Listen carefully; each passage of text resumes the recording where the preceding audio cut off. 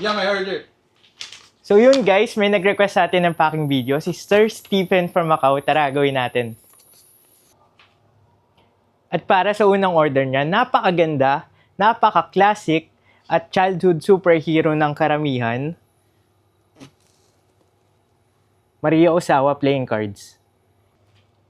At dahil Macau-based nga pala si Sir Stephen at malapit sa China, nagustuhan niya itong pangalawa niyang order. Legal tender na Chinese Yuan Holographic Edition. At ito nga pala ang itsura niya. Ito. Ito nga pala yung court cards. Yan, parang pera. Holographic din. Then, extra cards. Next is numbered cards. Punong-puno ng holographics. Aces at back design.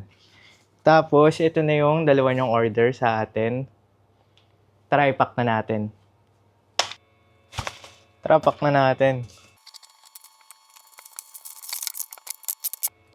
So yun guys, tapos na natin ipack yung orders ni Sir Stephen. At yun, sa muli, salamat sa pagsuporta nyo.